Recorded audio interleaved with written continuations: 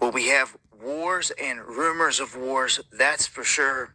And here, just on Thursday, the NATO chief Mark Rutte said from Berlin that Europe and the world should prepare for a coming war.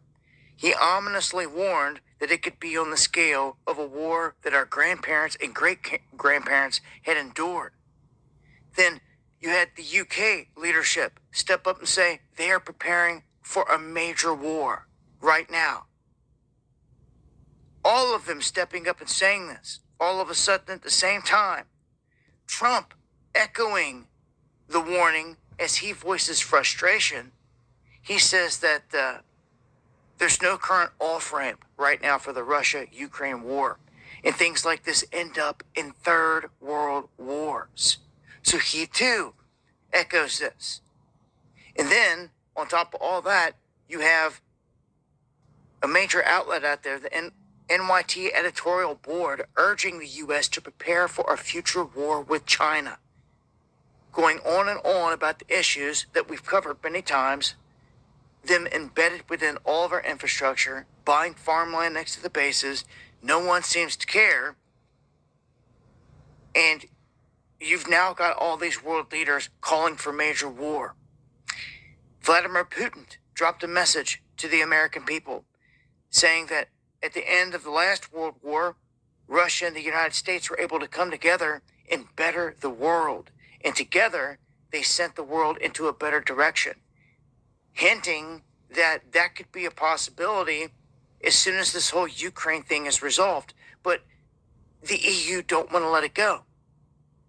We've known for some time that the Trump administration was ready to do business in dealings with Russia as soon as this whole Ukraine thing got solved. And Trump wanted to get the accolade for the whole peace deal. But now he's saying, look, we may have to walk away from this. And these guys are screaming, get ready for big war. They've never come out all together at the exact same time like this and said this. So you've got China openly putting out there the whole thing with Taiwan by 2027, whether they do it or not, or deny it or not.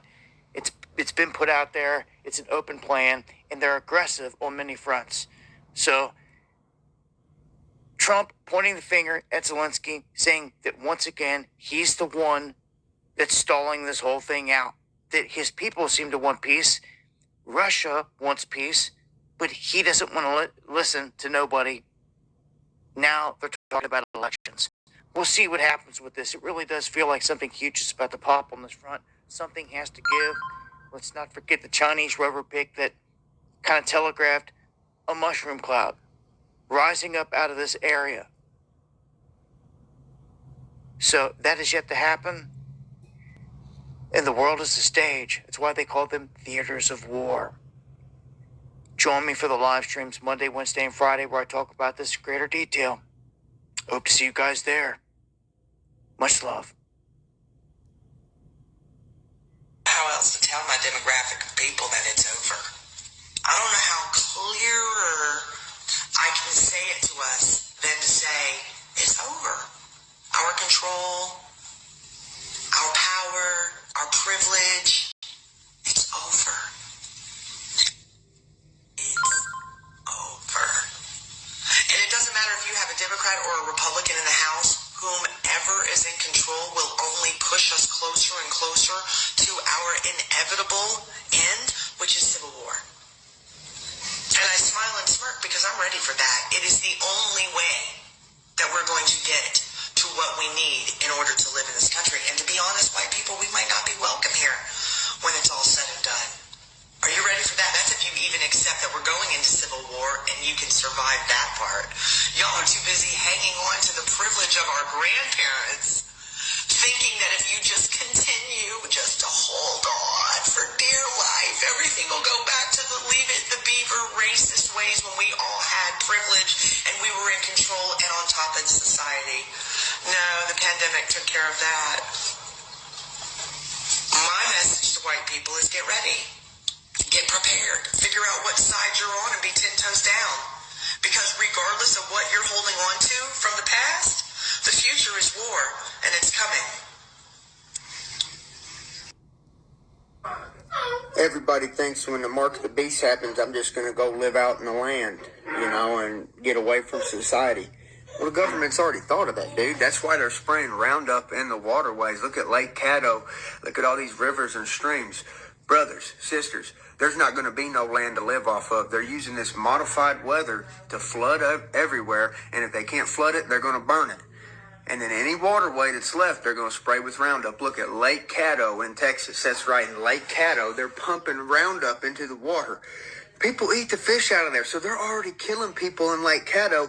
But what this is all about, this is getting it to where the people who do not take the mark of the beast, you won't have no land to live off of, bro. They're going to burn it, flood it, or fill it up with glyphosate.